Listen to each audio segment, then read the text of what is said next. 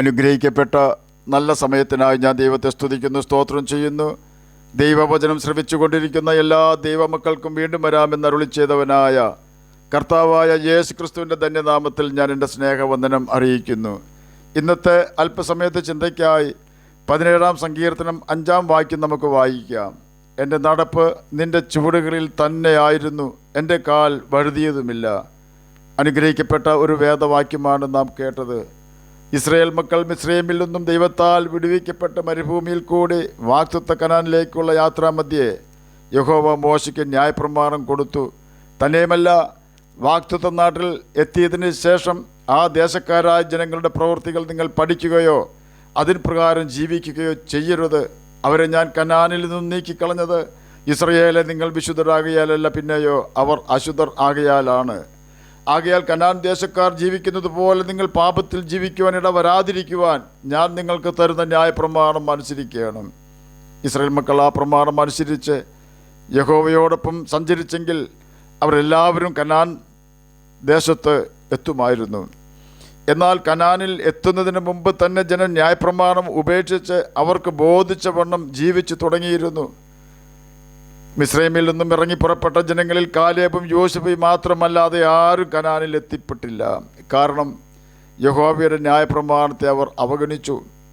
കനാനിലേക്ക് എത്തിയതിനു ശേഷവും എത്തുന്നതിന് മുമ്പും ജനം ന്യായപ്രമാണം അനുസരിക്കേണ്ടത് അത്യാവശ്യമായിരുന്നു. അനുസരിച്ചില്ലെങ്കിൽ ഉള്ള ദോഷവും അനുസരിച്ചാലുള്ള നന്മയും ന്യായപ്രമാണത്തിൽ തന്നെ യഹോവ രേഖപ്പെടുത്തിയിട്ടുണ്ടായിരുന്നു. 17-ാം സങ്കീർത്തനം 5-ാം വാക്യത്തിൽ കൂടി ദാവീദ് പറയുകയാണ്, എൻ്റെ നടപ്പ് നിൻ്റെ ചുവടുകളിൽ തന്നെ ആയിരുന്നു, എൻ്റെ കാൽ വഴുതിയതുമില്ല. 1 യോഹന്നാൻ 1-ാം അധ്യായം 6 മുതൽ 8 വരെയുള്ള വാക്യങ്ങളിൽ അവനോട് കൂട്ടായ്മയുണ്ടെന്ന് പറയുകയും ഇരുട്ടിൽ നടക്കുകയും ചെയ്താൽ നാം ഭോഷ്ക് പറയുന്നു, സത്യം പ്രവർത്തിക്കുന്നതുമില്ല. അവൻ വെളിച്ചത്തിലിരിക്കുന്നത് പോലെ നാം വെളിച്ചത്തിൽ നടക്കുന്നുവെങ്കിൽ നമുക്ക് തമ്മിൽ കൂട്ടായ്മയുണ്ട്. അവൻ്റെ പുത്രനായ യേശുവിൻ്റെ രക്തം സകല പാപവും പോക്കി നമ്മെ ശുദ്ധീകരിക്കുന്നു എന്ന് രേഖപ്പെടുത്തിയിരിക്കുന്നു. നിൻ്റെ ചുവട് എന്ന വാക്കുകൊണ്ട് ഉദ്ദേശിക്കുന്നത് എങ്ങനെ ജീവിക്കണമെന്നാണോ കർത്താവ് കൽപ്പിച്ചിരിക്കുന്നത്, അങ്ങനെ തന്നെയാണ് ഞാൻ ജീവിക്കുന്നത് എന്നാണ്. കാൽ വഴുതിയില്ല എന്നതുകൊണ്ട് ഉദ്ദേശിക്കുന്നത് പാപത്തിൽ വഴുതി വീണില്ല എന്ന് തന്നെയാണ്.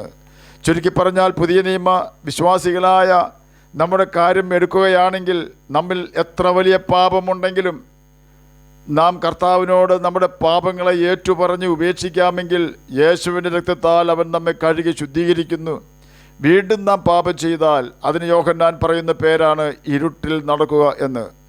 നാം ദൈവമക്കളായി തീർന്നതിന് ശേഷവും പാപം ചെയ്തുകൊണ്ട് ഇരുട്ടിൽ നടക്കുകയും അപ്പോൾ തന്നെ നാം വിശുദ്ധരാണെന്ന് അവകാശപ്പെടുകയും ചെയ്യുമ്പോൾ നാം വിശുദ്ധരാണെന്ന് ഭോഷ്കാണ് പറയുന്നത് എന്ന് യോഹന്നാൻ വെളിപ്പെടുത്തുന്നു. നമ്മുടെ കർത്താവ് വെളിച്ചത്തിലാണ് ഇരിക്കുന്നത്. യേശു പറഞ്ഞു, ഞാൻ ലോകത്തിൻ്റെ വെളിച്ചമാകുന്നുവെന്ന്. പാപം ചെയ്യാതെ ക്രിസ്തു നമുക്ക് കാണിച്ചു തന്ന മാതൃക പ്രകാരം നാം ജീവിച്ചാൽ നാമും ഇരുളിൽ വസിക്കുന്നവർക്കൊരു നല്ല വഴികാട്ടിയും വെളിച്ചവുമായി തീരുന്നു. പഴയ നിയമസഭ, അതായത് ഇസ്രായേൽ മക്കൾ മിസ്രയീമിൽ നിന്നും ഇറങ്ങി പുറപ്പെടുന്നതിന് മുമ്പ് പെസഹായും ചോരത്തിലെയും അവർ ആചരിച്ചിരുന്നു. എന്നിട്ടാണ് മിസ്രയീമിൻ്റെ അടിമത്തത്തിൽ നിന്നും അവർ രക്ഷപ്പെട്ടത്. പുതിയ നിയമ ഇസ്രായേലായ നാം യേശുവിൻ്റെ ക്രൂശ് മരണത്തിൽ കൂടി യേശുവിൻ്റെ രക്തത്താലാണ് സാത്താൻ്റെ ബന്ധനത്തിൽ നിന്നും രക്ഷപ്പെട്ട് സ്വർഗീയ കനാനിലേക്ക് യാത്ര ചെയ്യുന്നത്. സാത്താൻ്റെ ബന്ധനത്തിൽ കിടക്കുന്നവർക്ക് അവർ അടിമയിലാണെന്ന് അറിയുകയില്ല. കാരണം അവർ ചെയ്യുന്ന പാപവും അസാൻമാർഗിക ജീവിത രീതികളും ആഡംബരമാണെന്ന് സാത്താൻ അവരെ ധരിപ്പിച്ചിരിക്കുന്നു. ബൈബിൾ അതിനെക്കുറിച്ച് പറയുന്നത് മ്ലേച്ഛമായതിൽ അവർക്ക് മാനം തോന്നുന്നു എന്നാണ്. മാനസാന്തരപ്പെട്ട ദൈവമക്കളോട് ദൈവാത്മാവ് പൗലോസിൽ കൂടി പറയുന്നത് ഇപ്രകാരമാണ്: അടിമനുഖത്തിൽ വീണ്ടും കുടുങ്ങി തോറ്റു പോകരുത്.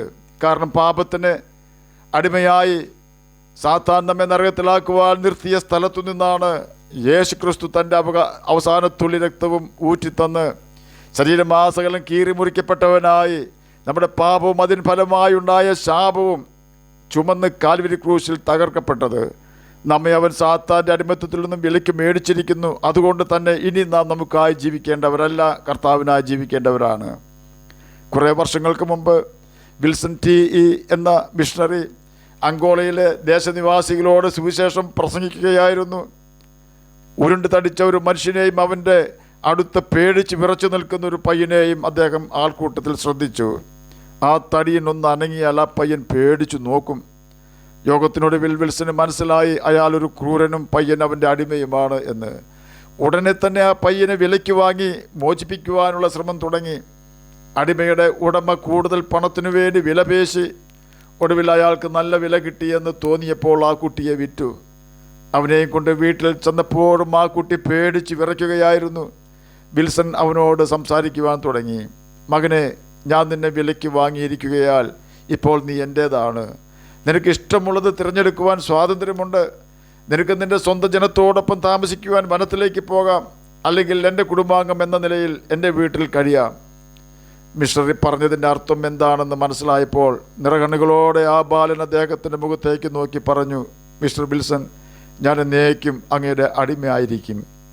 ഇത് തന്നെയായിരിക്കണം നമ്മുടെ മനോഭാവം. വീണ്ടും നാം സാത്താൻ്റെ അടിമയായി തീരാതിരിക്കുന്നതിനായി കർത്താവ് നമുക്ക് വേണ്ടി വെച്ചു പോയിരിക്കുന്ന നല്ല മാതൃക നാം പിന്തുടരണം. യേശുവിൻ്റെ കാൽച്ചുവട് തന്നെ പിന്തുടരണം. അനേകം കാൽപാദം നമുക്ക് ഭൂമിയിൽ കാണുവാൻ സാധിക്കും. എന്നാൽ നമ്മുടെ കർത്താവിൻ്റെ പാദത്തിനൊരു പ്രത്യേകതയുണ്ട്. വിശാലമായ വഴിയിൽ കൂടി നടന്ന പാദമല്ല അത്.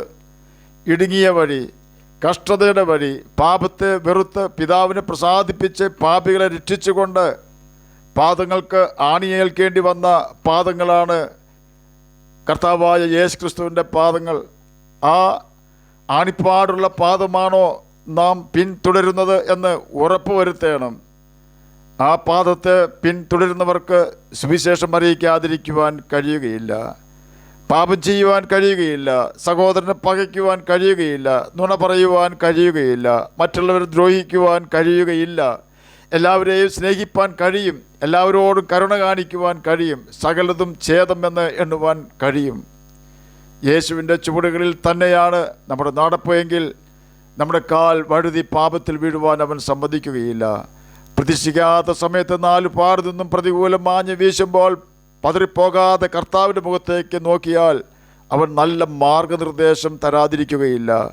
ആത്മിക ജീവിതത്തിൽ ഒരു വഴിയും യേശുവിനെ അറിയാത്തതായി ഇല്ല.